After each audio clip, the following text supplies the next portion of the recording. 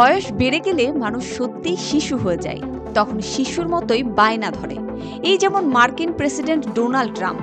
কদিন আগেই যুক্তরাষ্ট্রের এই প্রেসিডেন্ট বলেছেন, আমি ৪-৫ বার নোবেল শান্তি পুরস্কার পাওয়ার যোগ্য। আমি রুয়ান্ডা, কঙ্গো, কসভো, এমনকি ভারত পাকিস্তানের মধ্যকার উত্তেজনা কমাতে বড় ভূমিকা রেখেছি। কিন্তু আমার মতো মানুষদের নোবেল দেয়া হচ্ছে না, কারণ আমি হয়তো লিবারেল নই।